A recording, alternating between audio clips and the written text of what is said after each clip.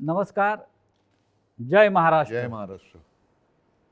समोरून ज्या जोरदारपणे जय महाराष्ट्राची गर्जना झालेली आहे, त्याच्यामुळे महाराष्ट्रातल्या आणि देशातल्या तमाम मराठी जनांना, हिंदू जनांना लक्षात आलं असेल माझ्यासमोर कोण बसला आहे. कारण जय महाराष्ट्र आवाज घुमवणारे बाळासाहेब ठाकरे, त्यानंतर उद्धवजी ठाकरे आज या स्टुडिओमध्ये आपल्याबरोबर उपस्थित आहेत. गेल्या 1 महिन्यापासून महाराष्ट्रात, देशात जे एक राजकीय वादळ निर्माण झाल्याचा भास निर्माण केले जातोय, त्याचे संपूर्ण केंद्रबिंदू उद्धव ठाकरे आहेत. आणि ज्यांना प्रतीक्षा होती मोठ्या प्रमाणात की उद्धव ठाकरे कधी बोलतील या सगळ्या विषयावर आणि लोकांच्या प्रश्नांना थेटपणे कधी उत्तरं देतील, अशी बहुचर्चित आणि बहुप्रतीक्षित असलेली मुलाखत आज ते सामनासाठी देत आहेत. उद्धवजी, मी आपलं स्वागत करतो. फार नमनाला घडावर तेल न घालता थेट प्रश्नाकडे आपण येऊया. कारण गेल्या काही दिवसात महाराष्ट्रात आणि देशात ज्या घडामोडी घडवल्या जात आहेत, त्याच्यामुळे महाराष्ट्राचं समाजमन अस्वस्थ आहे. आपण किती अस्वस्थ आहात किंवा आपली भूमिका पुढे काय आहे, यातून शिवसेना कशी पुढे जाईल, अशा अनेक प्रश्नांचं काहू या राज्याच्या मनामध्ये, जनतेच्या म्हणत नाही, महाराष्ट्राच्या मनामध्ये मारलेलं आहे. पण तरीही मला आज तुम्ही खूप रिलॅक्स दिसताय उद्धव साहेब. म्हणजे मला याचं कारण समजत नाही की आज मी आपल्याला पाहतोय किंवा गेले काही दिवस पाहतोय, आपल्या चेहऱ्यावर कोणताही तणाव दिसत नाही आणि आपण अत्यंत मोकळेपणानं इथं आलात आणि बोलताय. हे काय रहस्य आहे? हे रहस्य साहजिकच आहे.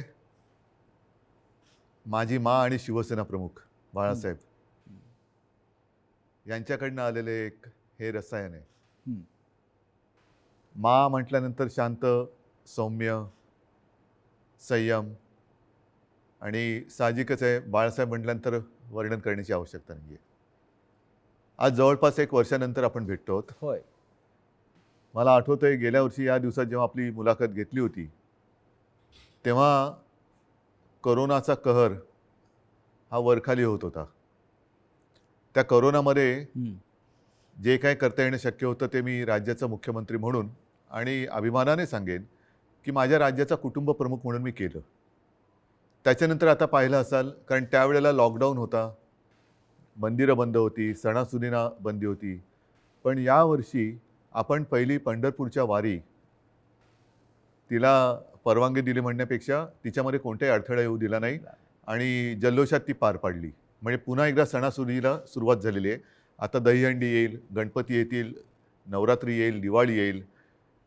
पुन्हा एकदा आपल्या आयुष्यामध्ये उत्सव, उत्साह आणि आनंद याची सुरुवात झालेली आहे. एक मध्ये जणू काही पॉज बटन दाबलं गेलं होतं.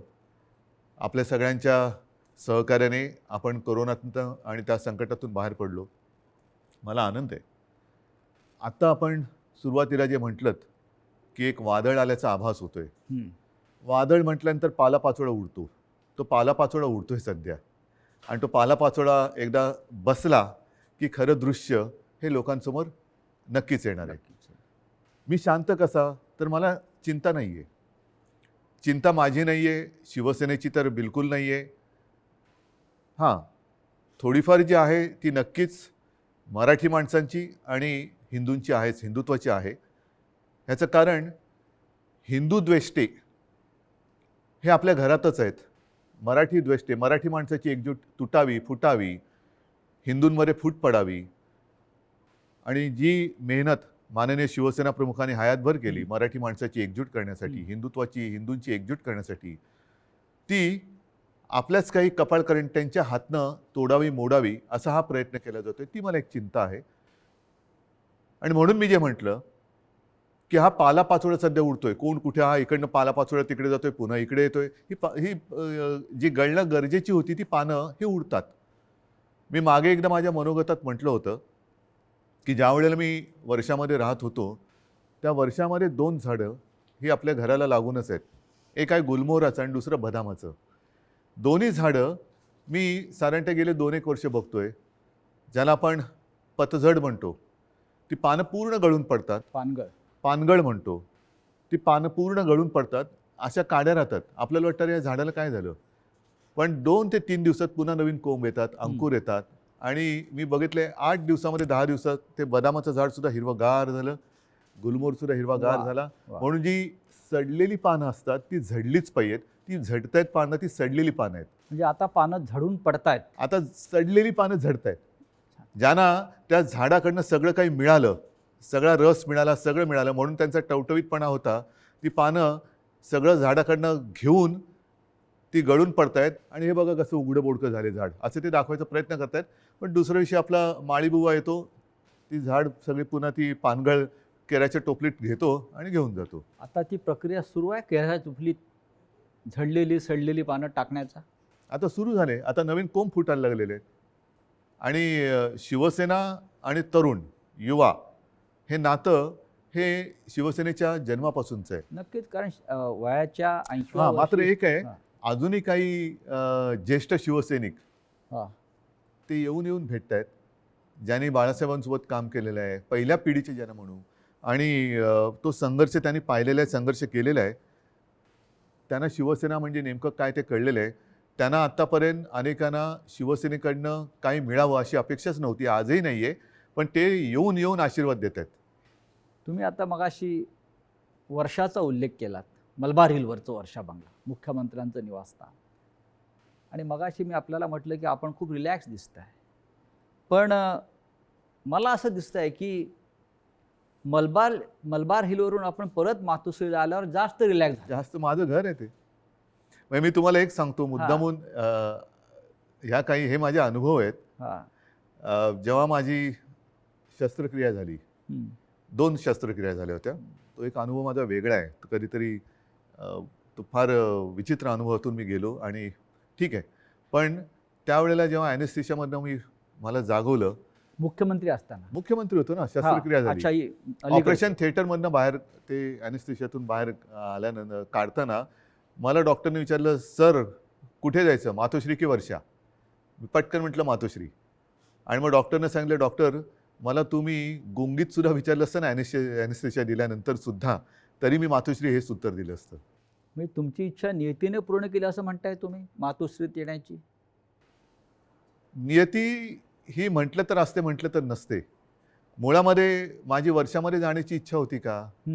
हां, ह्याचा अर्थ ते आता मुख्यमंत्रीपद गेले म्हणून मी वाईट असं नाही, ते एक वैभव आहे.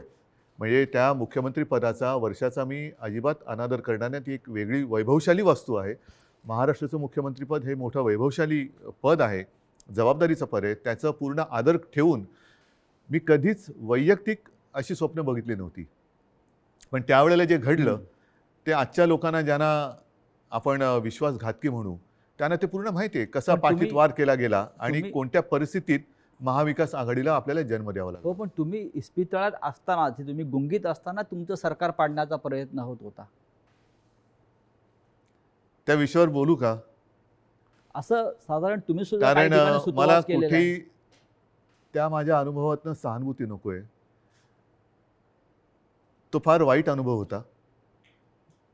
मानेची शस्त्रक्रिया ही कोणत्याही डॉक्टरनं किंवा कोणालाही ज्याला माहिती आहे त्याला विचारले का त्याच्यामध्ये धोके काय असतात, ह्याची कल्पना मलाही होती. पण ती करणं मला गरजेची होती. ती केल्यानंतर पहिली शस्त्रक्रिया झाली, त्यातून मी चांगला बाहेर पडलो होतो. अचानक एक 5-7 दिवसानंतर सकाळी जाग आल्यानंतर, खरं म्हणजे त्या दिवशी मला डॉक्टरने सांगितलं होतं की उद्धवजी उद्या आपल्याला जिना चढायचं आहे. तर मी मानसिक तयारीत होतो की आज जिना चढायचं, एक पाऊल पुढे जायचं आहे. सकाळी जाग आल्यानंतर जरा थोडासा एक आळस द्यायचा प्रयत्न केला तर मानेमध्ये जो एक असा क्रॅम्प म्हणतो असा आला आणि माझी मानेखालची सगळी हालचाल बंद झालेली. म्हणजे मला श्वास घेताना मी बघत होतो माझं पोटही हलत नव्हतं. पूर्णपणे मी निश्चल झालो होतो. एक ब्लड क्लॉट तिकडे आला होता. सुदैवाने डॉक्टर वगैरे सगळे जागेवर होते आणि ज्याला तो गोल्डन आवर म्हणतात, त्या गोल्डन आवरमध्ये ते ऑपरेशन झालं. म्हणून मी तुमच्यासमोर आज उभा आहे. त्या काळामध्ये माझ्या कानावर येत होतं, माझे हातपाय हलत नव्हते, बोटं हलत नव्हती. सगळ्यात टेन्शन मला होतं की समजा कुठे काय डास चावला, मुंगी चावलं तर खाजवायचं कसं. म्हणजे हा एक वेगळा विचित्र भाग होता. पण त्या काळात माझ्या कानावर येत होतं की काही जण मी बरा व्हावा म्हणून देवावरती अभिषेक करत होते आणि काही जण मी असाच राहावा म्हणून देव पाण्यात बुडून बसले होते. देव पाण्यात बुडून बसलेले लोक आता पक्ष बुडवायला निघालेत. आणि तेव्हा हे पसरवलं जात होतं की हा काय आता उभा नाही राहत, आपलं काय होणार, तुझं काय होणार. म्हणजे ज्या काळामध्ये आपल्या पक्षाला सावरण्याची वेळ होती, आपला मी पक्षप्रमुख, कुटुंबप्रमुख, शस्त्रक्रिया झाल्यानंतर माझी हालचाल होत नव्हती, त्या काळामध्ये ह्यांच्या हालचाली जोरात होत होत्या. हे नाही म्हटलं तरी एक मला वेदनादायी एक सत्य हे आयुष्यभर माझ्यासोबत राहणार, की जेव्हा आणि मी तुम्हाला जबाबदारी दिली होती पक्ष सांभाळायची, नंबर 2चं पद होतं, पक्ष सांभाळायला म्हणून पूर्ण विश्वास दिला होता. तो विश्वासघात तुम्ही, मी हॉस्पिटलमध्ये असताना म्हणजे माझी हालचाल बंद होती तेव्हा तुमची हालचाल जोरात होती, आणि ती सुद्धा पक्षाच्या विरोधात. शिवसेनेच्या विरोधात किंवा शिवसेनेच्या बाबतीमध्ये हे विश्वासघाताचं राजकारण वारंवार का होतं? ह्याचं कारण शेवटी आम्ही पक्ष हा प्रोफेशनली नाही चालवत असं मी म्हणेन. तुम्ही सुद्धा गेले अनेक वर्ष शिवसेना अनुभवतात, शिवसैनिकच आहात तुम्ही, पण एक परिवार म्हणून आपण बघत आलेलो आहे. बाळासाहेबांनी आम्हाला तेच शिकवलं, माने तेच शिकवलं, की एकदा आपलं म्हटल्यानंतर आपलं, त्याच्यावरती कदाचित जो राजकारणामधला गुन्हा किंवा चूक असेल ती आमच्याकडनं वारंवार होते. ती म्हणजे एखाद्यावरती विश्वास टाकला म्हणजे आम्ही त्याच्यावर अंधविश्वास टाकतो.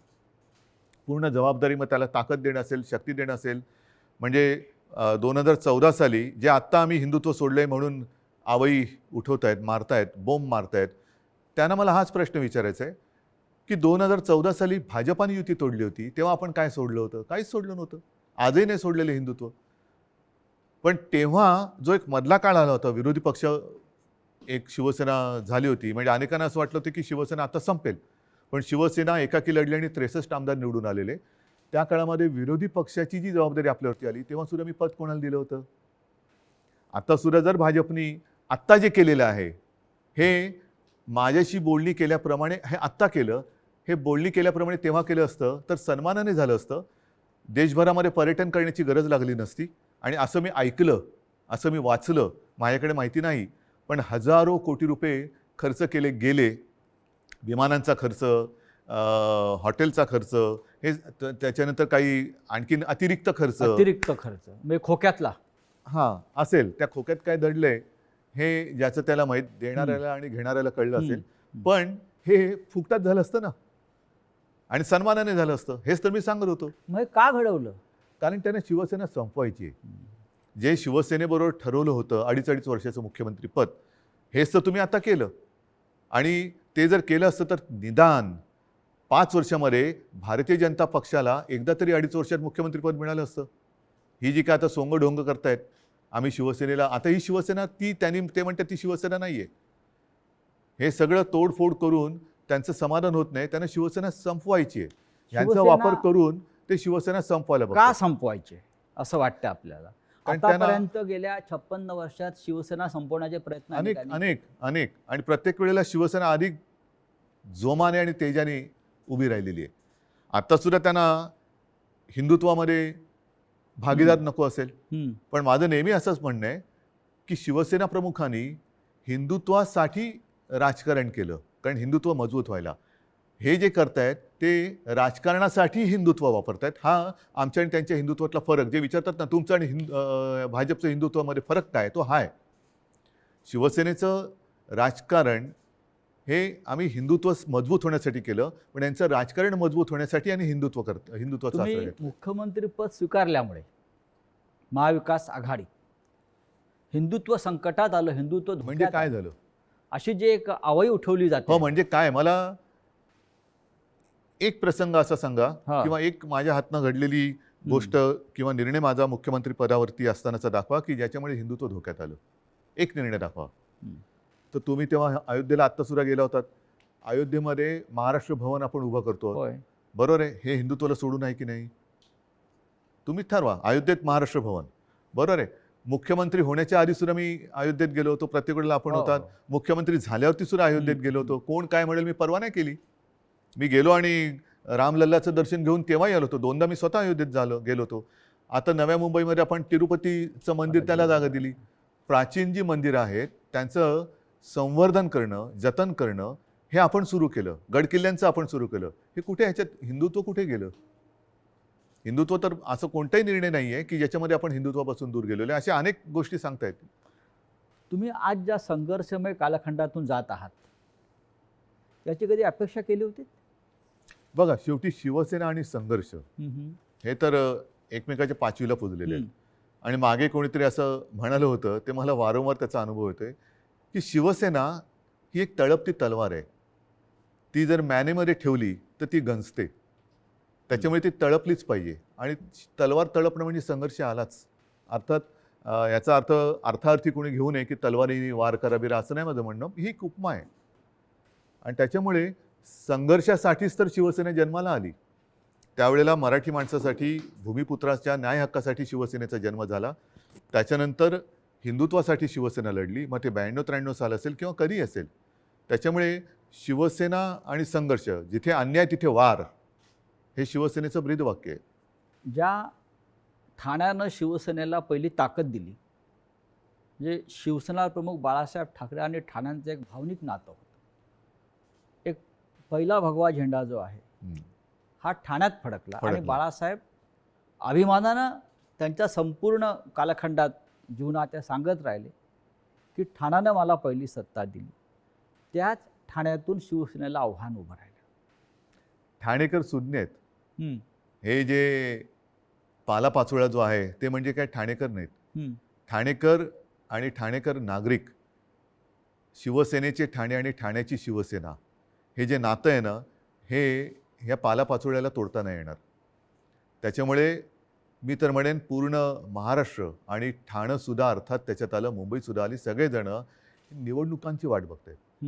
आणि म्हणून माझं मत हेच आहे की याच्या पुढे एक असा कायदा झाला पाहिजे की ज्यांना कोणाला युती करायची असेल, त्या दोन्ही पक्षांचं, 3 पक्षांचं, 10 पक्षांचं जे काय कडवळ तुम्हाला करायचं असेल ते करा. मात्र तुमच्यामध्ये करार मदार काय झालेला आहे तो जनतेसमोर ठेवा. जागा वाटप किती होणार आहे, कोणत्या ध्येयावरती, धोरणावरती तुम्ही युती करणार आहात, काय पुढे करणार आहात, हे करा. म्हणजे काय झालं असतं, एक तर जे माझं आणि भारतीय जनता पक्षाचं ठरलं होतं ते जे आता आधी नाकारून आता त्यांनी ते केलं, हे आधी जनतेसमोर उघडपणाने आलं असतं. दुसरी गोष्ट, निवडणुकीनंतर जे काय त्यामुळे मला करावं लागलं, महाविकास आघाडीचा जन्म नसता झाला. तो महाविकास आघाडीचा जन्म आम्ही दिला तेव्हासुद्धा तुम्ही बघितलं की आम्ही शपथ जी मी घेतली ती शिवतीर्थावरती घेतली. छत्रपती शिवाजी महाराजांच्या पुतळ्याच्या आणि बाळासाहेबांचं स्मारक आहे तिकडे, त्या साक्षीने घेतली. हजारो लाखो लोक आणि शिवतीर्थ हे भगवं पूर्ण फुलून गेलं होतं, ओसांडून वाहत होतं पूर्ण. म्हणजे जर लोक नाराज असतील तर तिकडे कोणी आलं नसतं. पण तरी देखील माझं मत असं आहे की आता निवडणुका घ्या. जर आम्ही महाविकास आघाडी स्थापन करून चूक केली असेल तर लोक आम्हाला घरी बसवतील. आणि जर भारतीय जनता पक्षाने माझं, कारण शेवटी जनता मला ओळखते, नाही म्हटलं तरी आता आमची 6वी पिढी ही महाराष्ट्राच्या जनतेसाठी काम करते. 6वी पिढी, त्याच्या आधीच्या पिढ्यासुद्धा होत्या. पण एक तर लोक त्यांना घरी बसवतील त्यांनी चूक केली असेल तर, जो करार त्यांनी आमच्याशी केला होता तो तोडला म्हणून, नाहीतर आम्ही पाप केलं म्हणून आम्हाला घरी बसवतील. होऊ द्या जनतेच्या कोर्टात फैसला, माझी तयारी आहे. पण या सगळ्या कालखंडामध्ये कधी नव्हे तो एक अघोरी प्रकार होतो आहे जो महाराष्ट्रात कधीच झाला नव्हता. तो म्हणजे कोणीतरी संपूर्ण शिवसेना हायजॅक करण्याचा प्रयत्न करत आहे. कारण त्यांना पर्याय नाही आहे. कारण नीट लक्षात घ्या, हा महत्त्वाचा प्रश्न आहे, एक बारकाव लक्षात घ्या.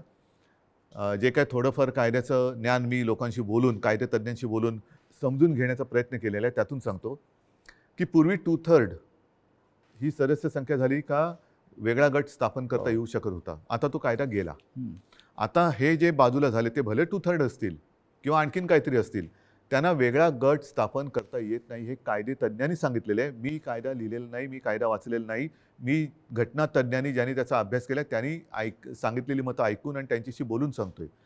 म्हणजेच काय की ह्या गटाला कुठल्या ना कुठल्या तरी पक्षामध्ये विसर्जित किंवा सामील व्हावं लागेल ह्या गटाला. मग त्यांच्यासमोर पर्याय काय आहेत? एक तर भाजपात जावं लागेल, नाहीतर दुसरे सपा आहेत, MIM वगैरे असे जे काही छोटे छोटे पक्ष आहेत त्यांच्यात जावं लागेल. आणि हे जर का कुठल्या पक्षात गेले तर भारतीय जनता पक्षाचा ह्यांना जो उपयोग करून घ्यायचा आहे तो उपयोग संपेल. कारण त्यांची ओळख त्यांना ती द्यावी लागेल की आता आम्ही भाजपात गेलो, आता आम्ही समाजवादीत गेलो, आता आम्ही बच्चू कडूंच्या पक्षात गेलो. तर म्हणून ते एक भ्रम निर्माण करतात की आम्ही म्हणजेच शिवसेना. जे मधल्या काळामध्ये क्लिप फिरली बघा, असं माझ्या काळात कधी झालं नव्हतं. माझ्या बाजूला उपमुख्यमंत्री अजितदादा पवार बसायचे, पण त्यांनी कधी माझा माईक नव्हता खेचला. काही वेळेला त्यांना अधिक त्यांच्याकडे माहिती असायची अर्थसंकल्प किंवा काय, तर मी त्यांना सांगायचो की दादा तुम्ही उत्तर द्या, पण माझ्याकडनं कोणी माईक नाही खेचला. माईक कारण खेचणं तुम्ही ठाकरे आहात. तो तर भाग झालाच, पण एक आमच्या महाविकास आघाडीमध्ये एक समन्वय. सभ्यता होती, सभ्यता होती. सभ्यता होती आणि समन्वय होता. असो, त्याच्यावरती नंतर बोलायचं तर मी बोलेन. पण त्याच्यामध्ये जे उपमुख्यमंत्री बोलले की हे म्हणजेच शिवसेना, म्हणजेच त्यांचा डाव असा आहे की शिवसैनिकांमध्येच लढाई लावायची, शिवसेना खतम करायची. एकदा का काम संपलं की पालापाचोळा तुम्ही जे मगाशी म्हणालात तो टोपलीत भरला की नेऊन टाकायचा. पण त्यांचा अशी योजना होती की बाळासाहेब ठाकरेंनंतर ही शिवसेना परत खतम करायचीच त्यांचं स्वप्न होतं, पण बाळासाहेबांनंतर तुम्ही शिवसेना उभी केली. त्यांच्या पोटात तेच दुखतंय. त्यांना शिवसेना आणि ठाकरे वेगळे करायचे, जसं गांधी आणि काँग्रेस वेगळी गांधी आणि करायची. काँग्रेस. आणि त्यांच्यात एक तुम्ही बघा, मला टीकात्मक केवळ बोलायचं म्हणून मी बोलत नाही, पण दुसरे जे आता सरदार वल्लभभाई पटेल, सुभाषबाबू, तसं बाळासाहेब, हे स्वतःचेच म्हणून आता लोकांसमोर आणायचं. म्हणजे आपल्याकडनं काही आदर्श निर्माण नाही झाला तर दुसऱ्यांचे जसं पक्ष फोडतायत तसं आदर्श फोडायचे, आदर्श म्हणजे पळवायचे आदर्श आमदारांप्रमाणे. फोडायचे म्हणा किंवा पळवायचे म्हणा, पळवायचे. आणि मग ते आपलेच म्हणून लोकांसमोर जायचं. तसं त्यांचं चाललंय की बाळासाहेबांना त्यांनी मान सन्मान तर दिलाच पाहिजे, नाही तर लोक जोडे मारतील, लोक ठेवणार नाहीत त्यांना जागेवर. कोणी असला आणि तो बाळासाहेबांच्या विरोधात काही बोलला तर लोक हाणतीलच जोडा त्याच्या. तर म्हणून त्यांना बाळासाहेब पाहिजेत, पण आता ठाकरे आणि शिवसेना हे नातं तोडायचं आहे. माझं आव्हान आहे की ठाकरे आणि शिवसेना नातं तोडून दाखवा. मात्र ते करताना माझ्या वडिलांचे फोटो लावून मतं मागू नका. प्रत्येकाला आईवडील असतात आणि त्यांच्याबद्दल मला आदर आहे. मला माझ्या आईवडिलांबद्दल आदर आहे, तसं प्रत्येकांना प्रत्येकाच्या आईवडिलांबद्दल आदर असायला पाहिजे. आता गेल्या आठवड्यात गुरुपौर्णिमा झाली. मी माझ्या वडिलांना आजोबांना गुरु मानतो. प्रत्येकाने पितृदेव भव मातृदेव भव देव मानलं पाहिजे. स्वतःच्या आईवडिलांचे फोटो लावावेत आणि मतं मागावीत. जर आज माझ्या दुर्दैवाने माझे आईवडील माझ्यासोबत असे नाही आहेत, पण ते नेहमी मी माझ्यामध्ये आहे असं मानतो, पण ज्यांची आई आणि वडील हे सुदैवाने त्यांच्यात आहेत, तर मी म्हणेन असा आशीर्वाद पुन्हा दुसरा मिळू शकत नाही. त्यांना घेऊन सभा घ्याव्या, भाषणं करावीत आणि मतं घ्यावीत. माझे वडील काय चोरताय?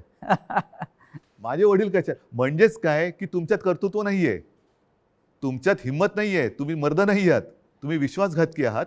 आणि लोकांचा, माझा तर केलाच, लोकांचा विश्वासघात करताना बाळासाहेबांच्यावरनं संभ्रम कशाला करतायत?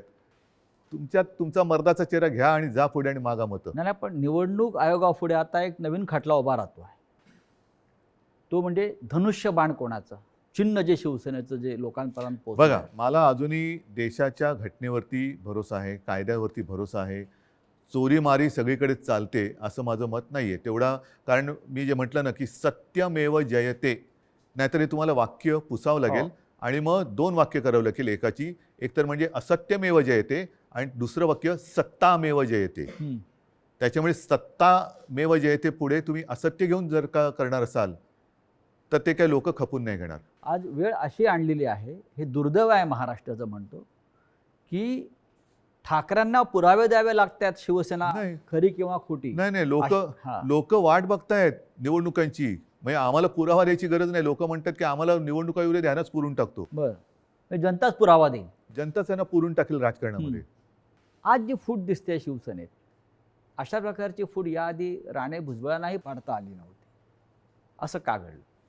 ज्यांना मी अधिकार दिले होते, ज्यांना मी म्हणजे त्यावेळेला लोक माझ्या तोंडावर नव्हती बोलत, पण मला कुजबूज आहे की अरे काय मुख्यमंत्री, नगरविकास खातं मुख्यमंत्र्याकडे असायला पाहिजे, मलईदार खातं आहे म्हणतात. मला मलाई बिलई खाण्यासाठी मी गेलो नव्हतो. मी माझ्याकडे जी खाती ठेवली होती ती एक GAD, ज्याला सामान्य प्रशासन म्हणतात, न्याय व विधी.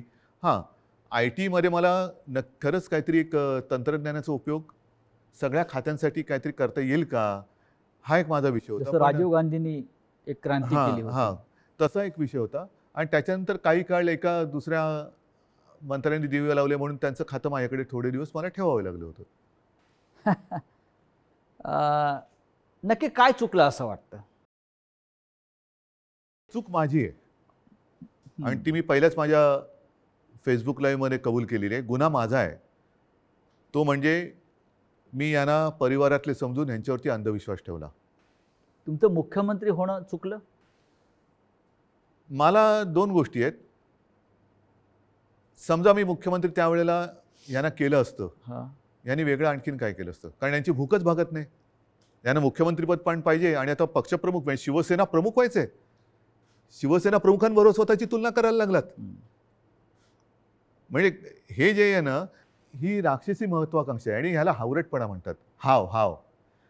म्हणजे एक दिलं तरी तुझं तेही माझं, माझं तेही माझं, तुझं तेही माझं, ह्याचं तेही माझं, त्याचं तेही माझं, माझं ते माझं, तुझं तेही माझं इथपर्यंत होतं. आता ह्याचंही माझं आणि त्याचंही माझं इथपर्यंत त्यांची हाव गेलेली आहे. या हावरटपणाला सीमा नसते. की महाविकास आघाडीचा प्रयोग चुकला? महाविकास आघाडीचा प्रयोग जर का चुकला असता तर लोकांनी उठाव केला असता. लोकांनी, जनतेने केला असता. तसं नाही झालं. जनता ही आनंदी होती कारण आल्याच आम्ही पहिल्यांदा शेतकऱ्यांना कर्जमुक्त केलं होतं. हां. त्याच्यानंतर करोना काळामध्ये मी अभिमानाने सांगेन, संपूर्ण माझ्या मंत्रिमंडळातील सहकाऱ्यांनी, प्रशासनाने आणि जनतेने उत्तम सहकार्य केलं. म्हणूनच ज्या पहिल्या 5 मुख्यमंत्र्यांमध्ये माझं नाव आलं, ते मी नक्कीच. माझं नाव नाही मानत, ते जनतेचा मी प्रतिनिधी म्हणून ते नाव आलं होतं. जर समजा यांनी सहकार्य नसतं केलं तर कोण होतो मी? मी कोण होतो? मी एकटा काय कर बरं, मी तर घराच्या बाहेरही पडत नव्हतो कारण घराबाहेर पडायचं नाही हेच मी लोकांना सांगत होतो. जाऊन पण घोळके करा. फुटीरांचा आक्षेप त्याच्यावरच आहे. जे फुटून गेले आहेत त्यांचा आक्षेप असा आहे की आपण घराबाहेर पडला नाहीत, आपण मंत्रालयात गेला नाहीत, आणि आपण त्यांना भेटला नाहीत. तरी सुद्धा घराबाहेर न पडता सुद्धा देशातल्या सर्वोत्तम 5 मुख्यमंत्र्यात नाव का आलं माझं? कारण त्यावेळेला ती परिस्थिती तशी होती. मी स्वतः सांगत होतो घराबाहेर पडू नका आणि लोक ऐकत होते. मी जर का घराबाहेर आजही पडलो आणि केव्हाही पडलो तरी शिवसेना प्रमुखांच्या, माझ्या पूर्वजांच्या आशीर्वादामुळे गर्दी होतेच. म्हणजे मग काय झालं असतं? लोकांसांगे ब्रह्मज्ञान आणि स्वतः कोरडे पाषाण. म्हणजे ती काळाची गरज होती. काळाची गरज होती. पण त्याच काळात मी पुन्हा एकदा सांगतो, सुरुवातीच्या काळामध्ये जेव्हा करोना आपल्याकडे त्याचा शिरकाव झाला हे कळलं, तेव्हा साधारणतः 7,500 ते 8,000 रुग्णशय्या आपल्या राज्यात पूर्ण मिळून होत्या. त्याच्यात ऑक्सिजन बेड्स आले, व्हेंटिलेटर्स आले, कॉमन जे रुग्ण असतात ज्यांना साधारणतः एक थोडी ट्रीटमेंट देऊन घरी जाऊ शकतात, ऑपरेशन नंतरचे असतील, त्याच्यानंतर डायलिसिस असतील. पहिल्या लाटेत आपण ते साधारणतः 8,000 जर का धरले तर ते 3.5 लाखावरती नेले होते. हे घर बसल्या. हॉस्पिटलमध्ये बेड्स नव्हते, रुग्णवाहिका नव्हत्या. कोणी कशा केल्या त्या? कोरोनाच्या टेस्टसाठी आपल्या राज्यात फक्त 2 प्रयोगशाळा होत्या. एक कस्तुरबामध्ये, दुसरे NIV एक पुणे. त्या आपण 600च्या वर केल्या घरी बसून. पण त्याच्याविषयी 50 आमदारांना कौतुक नाही आहे. त्यांना तुम्ही निधी दिलेला नाही म्हणतायत आणि तुम्ही हिंदुत्व सोडलं असं म्हणतायत. त्याच्यामुळे ते सोडून गेले. तुम्ही महाराष्ट्रासाठी जे काय केलेलं आहे, करोनाच्या संकटातून राज्याला वाचवलेलं आहे, लोकांना जीवदान दिलेलं आहे. महाराष्ट्रामध्ये नद्यातून प्रेत वाहून तुम्ही दिली नाहीत. त्याचं त्यांना शल्य असेल की असं नाही झालं, हे चुकीचं झालं असं त्यांच्या मते असेल. आणि महाराष्ट्राच्या जनतेला हा मुख्यमंत्री आपल्या कुटुंबातल्या घटक वाटत होता, आपला परिवारातला भाऊ, मुलगा. त्याच्यामुळे मला ह्या विश्वासघातकांना माझ्याबद्दल काय वाटतं ह्याची चिंता नाही आहे. मला माझ्या महाराष्ट्रातल्या जनतेला मी त्यांच्या कुटुंबातला वाटतो. ह्याच्यात असं भाग्य हे फार क्वचित कोणाच्या नशिबी येतं. ते मला नाही वाटत त्यांच्या नशिबी आलं असेल. कारण ह्यांच्या डोक्यावरती जरी काही पदं आता मिळाली, कारण अजूनही हम तुम एक कमरे में बंदो असं यांचं मंत्रिमंडळ आहे. त्याच्यामुळे त्याचा विस्तार कधी होणार आहे माहिती नाही. पण हे मंत्री जरी किती झाले तरी कपाळावरती जो विश्वासघाताचा शिक्का बसलाय तो नाही पुसता येणार. तुम्हाला असं वाटत नाही का की जे तुम्हाला सोडून गेलेले आहेत मोठ्या प्रमाणात त्यांनाच तुम्ही सर्वाधिक दिलेलं आहे आणि ज्यांना मिळालं नाही किंवा ज्यांना कमीत मिळालं ते आपल्याबरोबर राहिले? मला हेच म्हणायचं, ही शिवसेनेची ताकद आहे. शिवसेनेची ताकद काय की सामान्यांना बाळासाहेबांनी असामान्यत्व दिलं. आता पुन्हा एकदा या सामान्यातून असामान्य लोक घडवण्याची वेळ आलेली आहे.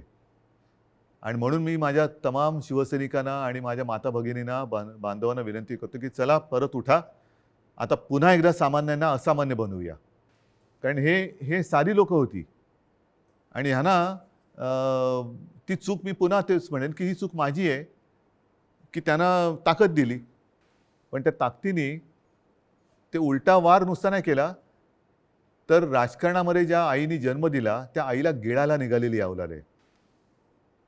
नुसतं आईवरती वार करणारे आपण म्हणत होतो तशी नाही आहे. ही राजकारणात ज्याने यांना जन्म दिला त्या आईला म्हणजे शिवसेनेला गिळायला निघालेली अवलाद आहे. ज्या पण तेवढी आमदारां ताकद हो, त्यांच्यामध्ये नाही आहे, कारण शेवटी आई ही आई असते. नक्कीच. तुम्ही आईचा उल्लेख केलात. कालपर्यंत हे सगळे लोक या शिवसेनेला आपली आईच मानत होती. तुमच्याबरोबर वर्षावरती अनेकांना मी बसलेले बघितले शेवटच्या क्षणापर्यंत. हो, पण आत्ताच तुमचा आधीचा प्रश्न काय होता की मी यांना भेटत नव्हतो. तुम्हाला भेटून ते कधी सुरतला गेले, कोण गोव्याला गेलं, कोण गुवाहाटीला गेलं. 50 खोक्यांची इतकी ताकद असू शकते जी निष्ठा विकत घेऊ जाऊ शकते. निष्ठा नाही विकली जात. विकली जाते ती निष्ठा नसतेच.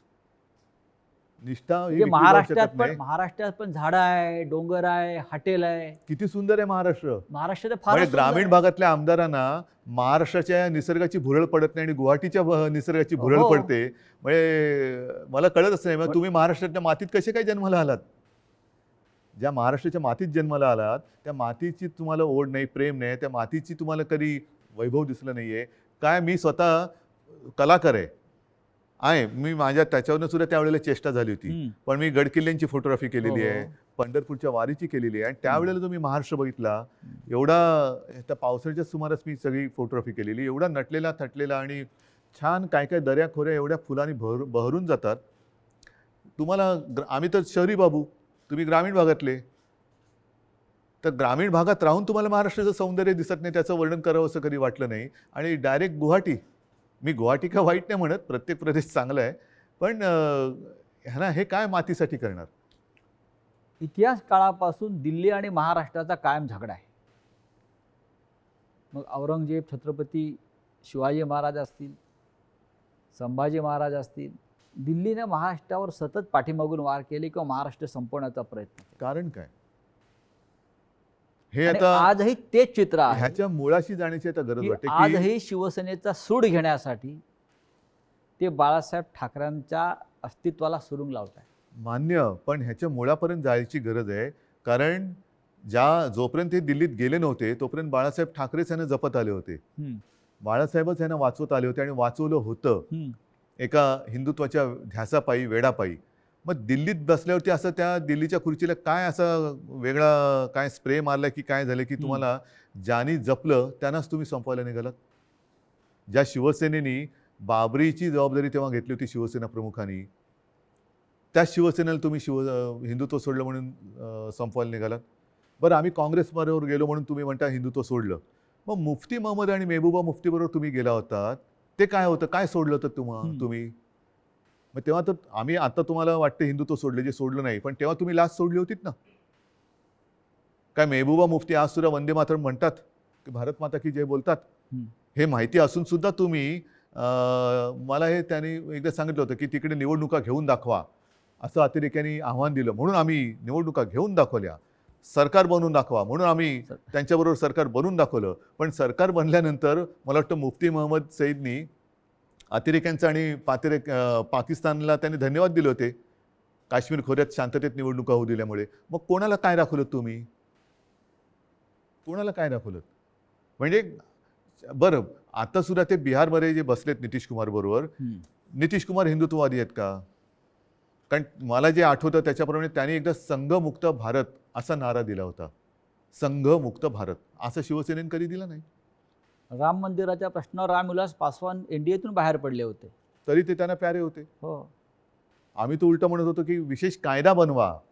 5 वर्ष 7 वर्ष झाली तरी ते विशेष कायदा बनवून राम मंदिर बनवू शकले नाही. ते न्यायालयाने निकाल दिला. या देशातला समस्त विरोधी पक्ष आणि प्रादेशिक पक्ष संपवले जातात आणि मित्र पक्ष पण. आणि हा मित्र पक्ष असं तुम्हाला काय दिसतंय का कारस्थान किंवा अशा प्रकारचं सुडाचं बघा, मला असं राजकारण? वाटतं हा ज्याचा त्याचा प्रश्न आहे. जे आता सरन्यायाधीश बोललेत मध्ये, ओझर तर मी वाचलं की आपल्या देशात विरोधी पक्षाला शत्रू समजू नका. विरोधी पक्षांनी सुद्धा जबाबदारीने वागलं पाहिजे आणि सत्ताधारी पक्षांनी सुद्धा जबाबदारीने वागलं पाहिजे. मी जो काही 2.5 वर्षात अनुभव घेतला मुख्यमंत्री म्हणून, मी विरोधी पक्षांना काही वेळेला मी स्वतः आवाहन केलं की सरकार म्हणून आमचं समजा जर काही आम्ही कुठे कमी पडत असू, आमचं काही चुकत असेल, तुम्ही आमच्या नजरेत आणून द्या. नजरेत आणून द्या. हे काम विरोधी पक्षाचं आहे, कारण ते सुद्धा शेवटी लोकप्रतिनिधी असतात. त्याच्यामुळे सशक्त लोकशाहीसाठी आणि महाराष्ट्राची विरोधी परंपरा पक्ष आहे ती. हा सुद्धा तेवढा सुसंस्कृत पाहिजे, संवेदनशील पाहिजे, आणि तेवढाच किंवा त्याच्याहून थोडा जास्त हा सत्ताधारी पक्ष संवेदनशील पाहिजे आणि सुसंस्कृत पाहिजे. आता हा संवेदनशीलता आणि सुसंस्कृतपणा हम्म. ही कुठेतरी रसातळाला जायला लागले असं वाटते. कशामुळे? पिढ्या बदलत आहेत आणि सत्तेची हाव. आता काय झालेलं आहे, फास्ट फूडचा जमाना आलेला आहे. हा. तुम्ही फोन केला की 10 मिनिटात, 15 मिनिटात, 20 मिनिटात पार्सल आलंच पाहिजे. तसं मी पक्षात गेलो की मला थोड्या दिवसात काहीतरी मिळालंच पाहिजे. नाही गेलं तर माझ्याकडे दुसरं आहे. या देशामध्ये विरोधी पक्षच राहू नये. मग राज्यामधले शिवसेनेसारखे प्रादेशिक पक्ष असतील किंवा राष्ट्रीय पातळीवरचे काँग्रेससारखे पक्ष असतील, आणि त्यांना संपवण्यासाठी साम दाम दंडभेद ह्यातनं काय साधलं जाणार? म्हणजे केंद्रीय तपास यंत्रणांचा ईडी नाही. असेल, सीबीआय असेल, ह्यातनं साधणार काय? यांचा जो गैरवापर सुरू शेवटी आहे. शेवटी जनता ही सार्वभौम आहे, आणि तुम्ही बघितलं असाल की जनतेच्या मनाविरुद्ध एखादा निर्णय गेला तर जनता थांबत नाही, ती रस्त्यावरती उतरते. आपण जो संवाद जनतेशी साधत आहोत, मला असं वाटतं जनतेच्या सगळ्या प्रश्नांना आपण भरभरून उत्तरं देताय, मनापासून बोलताय. हा संवाद आपण असाच कायम ठेवू.